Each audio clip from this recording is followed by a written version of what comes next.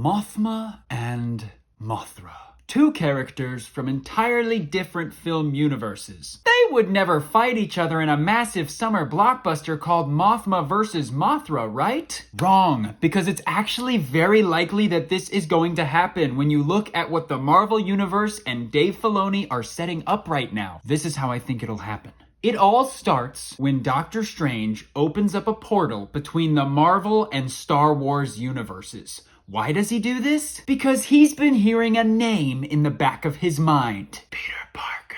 He should know this person, but he doesn't know why he should know this person. He can't remember, and he believes that opening up these portals will somehow help him. In order to find the truth, he's recruited Ant-Man to assist him by going through the portals to see what's on the other side. Meanwhile, in a Dave Filoni directed film, which is the culmination of at least 18 different Disney Plus series that all heavily featured Grogu, a very old Ahsoka Tano, who has lived through the sequel trilogy, uses the time travel portal realm introduced in the kid cartoon series on Disney XD called Rebels to travel back in time and change the past in order to prevent the sequels from happening and remove them from canon. But she goes back too far by mistake and ends up all the way back in the prequel trilogy. Now Ahsoka is trapped, old and alone in the prequel era, and her only option is to find a young Mon Mothma and convince her to help Ahsoka get back to the future. Meanwhile, Mace Windu goes and attempts to confront Palpatine, who he has just learned is a Sith Lord, but he's defeated by Palpatine and thrown out the window after Anakin betrays him. What have I done?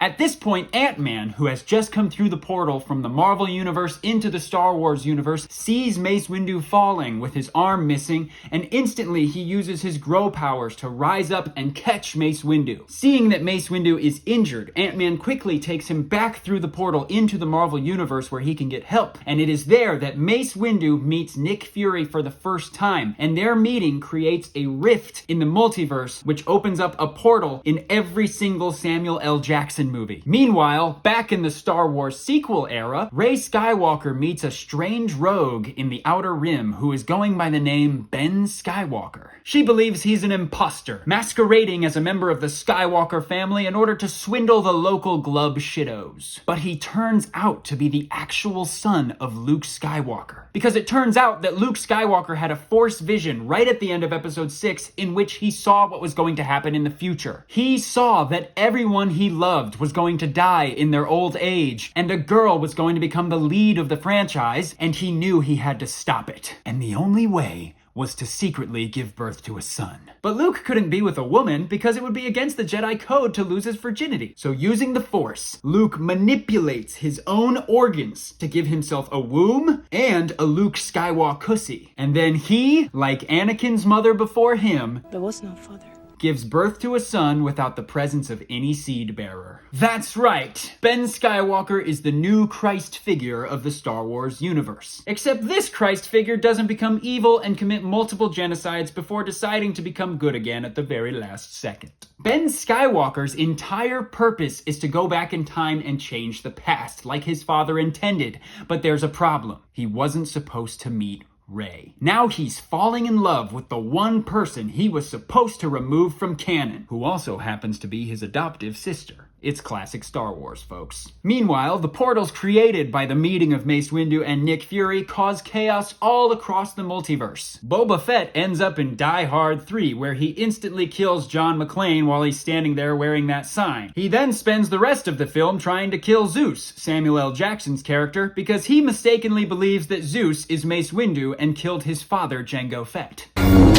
Mr. Glass from Unbreakable meets a confused Bruce Banner and immediately starts freaking out, saying, "I knew it! I knew superheroes were real!" Bruce, in all of the confusion, gets angry, hulks out, and crushes Mr. Glass's body. Palpatine, being thrown off the balcony by Darth Vader, also falls through one of these portals and ends up in the diner scene from Pulp Fiction. Thinking that Jules, Samuel L. Jackson's character in Pulp Fiction, is actually Mace Windu, Palpatine draws his lightsaber to kill him. But Jules starts starts quoting Ezekiel 25:17, and he convinces Palpatine to let him and all the other people in the diner live. Meanwhile, Woodrow from Wes Anderson's Asteroid City starts to pick up strange readings on his computation device, which reveal that the multiverse is collapsing. Woodrow panics, and in his attempt to close the portals, he accidentally opens up more portals, which results in Jabba the Hutt disappearing from the beginning of episode 6 and finding himself in the middle of Diary of a Wimpy Kid Roderick Rules, where he is beaten to death by the children.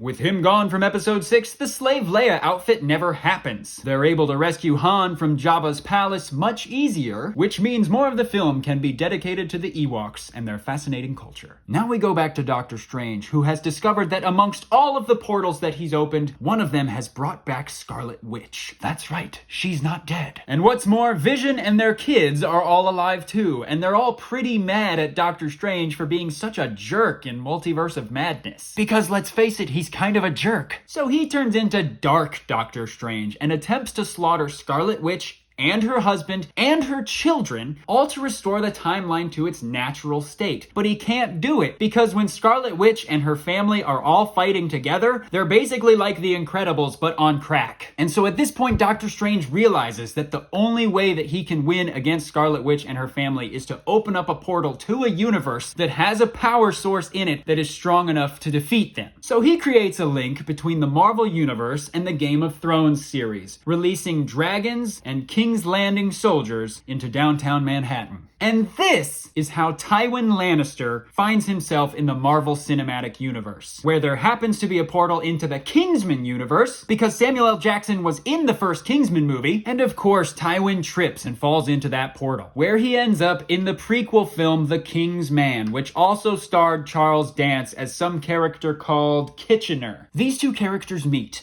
which creates another rift in the multiverse and opens up a series of portals across every single film that Charles Dance has starred in, which happens to include Godzilla, King of the Monsters. Now we cut back to Ahsoka, who has finally met up with Mon Mothma, and together they are traveling back to the time travel portal door from Rebels. But who should be at the time travel portal door when they arrive? Rey and Ben Skywalker. At this point, Ahsoka says, "Ben, what are you doing here with her?" Ben responds, "I won't let you kill Rey." Ahsoka responds, "Rey is evil. The entire sequel trilogy is evil, and it must be destroyed." Ben says, "From my point of view, it's the prequels that are evil." Ahsoka responds, "Then you are lost!" Ben says, "Rey has brought peace, freedom, justice, and security to her new trilogy." Ahsoka responds, "Her new trilogy?" Ben says, "Don't make me kill you." Ahsoka says, "Ben, my allegiance is to the middle-aged, sensitive white male fans, to Dave Filoni." Ben says, "If you're not with Rey, then you are my enemy." Ahsoka says, "Only a liberal snowflake sequel fan deals in absolutes. I will do what I must." She draws her two white lightsabers, which represent the white middle-aged fans who've decided to make it their entire personality that they care way too much about movies made for 12-year-olds. Ben responds, "You will try," before revealing that he possesses Luke Skywalker's green lightsaber from episode 6. He draws it to defend Rey. It is then that Rey puts her hand on Ben's shoulder and says, wokely and feministly, "I can fight my own battles." She draws her yellow lightsaber. Rey and Ahsoka begin to fight while Mon Mothma and Ben Skywalker watch from the sidelines, each cheering for their respective team. This lightsaber fight is the most intense and well-choreographed lightsaber fight of the entire Star Wars franchise. And while it is happening, who should appear but Darth Maul, who has just helped young Ahsoka escape from Order 66 at the end of Clone Wars Season 7. He sees old Ahsoka fighting Rey and decides to leap to Ahsoka's aid and kill Rey, but is stopped by Ben Skywalker, and now there are two fights going on. Two battles happening at the same time, with the fate of the sequel trilogy hanging in the balance. Truly, this is the Duel of the Fates. While this duel is going on, the portal that connects to Godzilla, King of the Monsters, has begun to act up. All of the nuclear energy coming from Godzilla has turned this portal into a black hole, which is sucking everything from that universe into it and spitting it out all across the multiverse. An airplane is sucked through, and its engine falls off and ends up falling into Donnie Darko's room from the film Donnie Darko. Another airplane gets sucked through and crashes in the Breaking Bad universe. A third airplane is sucked through and ends up crashing into a building right at the end of the hit Robert Pattinson film Remember Me. Finally, Mothra, the giant moth titan, is sucked through the portal. But using her moth powers, she manages to close the portal behind her so that the entire multiverse doesn't implode. Mothra ends up in the 2016 reboot of Ghostbusters because apparently Charles Dance was in that movie. And she instantly starts to wreak havoc. The all-female cast of Ghostbusters attempt to bust Mothra because they think she's a giant ghost. But she's not, and so they aren't able to bust her, and this changes the lyrics of the song to say,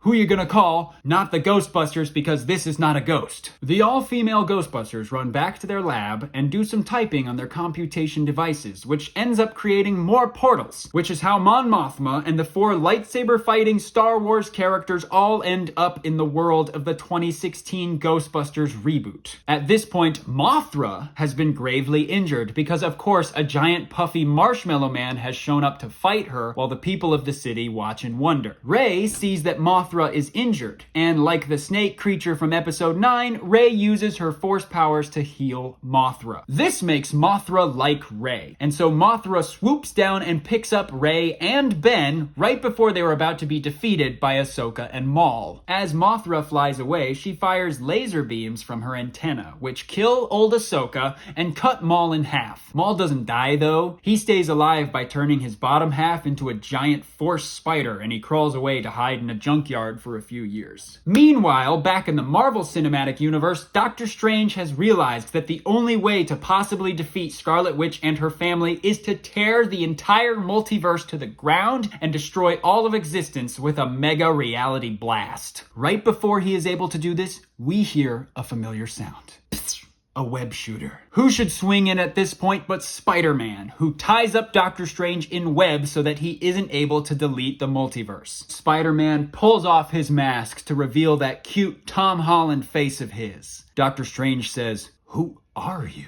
Spider-Man says, "I'm Peter Parker. You erased everyone's memory of me, which means my own girlfriend MJ forgot I exist." Suddenly, it all comes flooding back to Doctor Strange. He gives up on trying to fight Scarlet Witch and starts repairing the multiverse on the spot. He also gives MJ her memory of Peter back, and there is a really cute kissing scene between the two of them where Spider-Man is hanging upside down at like the perfect kissing level and she's standing below, just like in the Tobey Maguire Spider-Man scene.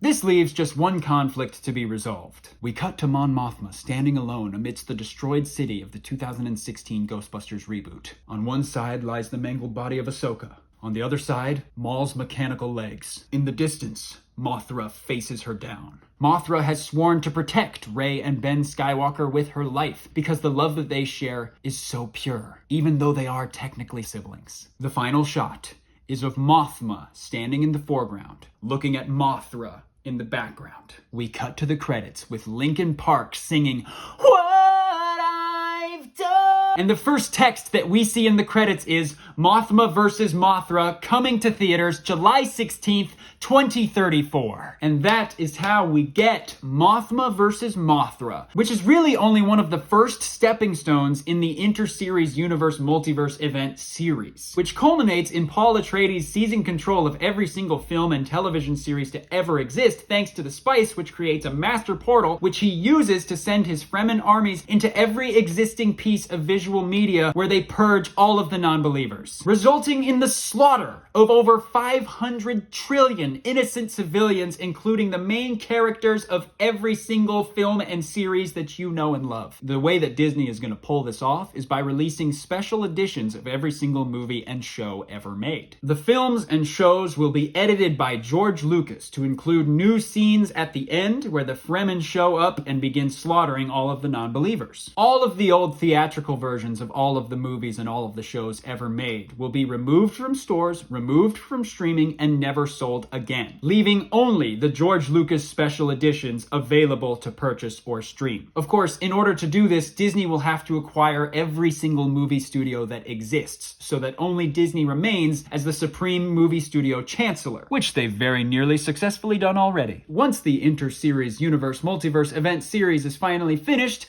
Disney will focus on its true passion project, turning every single cartoon that exists into a crappy live-action remake. As is always the case, fans of the original beloved cartoon will get very excited for the remake, thinking surely this time it will be good. And then they will inevitably be disappointed by the crappiness and pointlessness of it all, and it will just keep happening and happening and happening. And we will never learn, I guess? But let's not worry about that. For now, we're all gonna get really excited for this new movie and spend our time on social media debating who will win the fight between Mothma versus Mothra. This is to be the biggest movie crossover event of all time. Bigger than Endgame. Bigger than Breaking Dawn Part 2. The ultimate duel of the fates with the entire sequel trilogy hanging in the balance. It all comes down to this. One woman versus one Titan moth, which also happens to be female. Some white middle-aged fans are already claiming that they will boycott this movie because it is going to be woke, since the two main characters are going to be played by women, and also because Gina Carano isn't going to be in it. Which side are you on? Use hashtag Team Mothma or hashtag Team Mothra to show your support. Conflict inevitable. Let them fight. What I've done.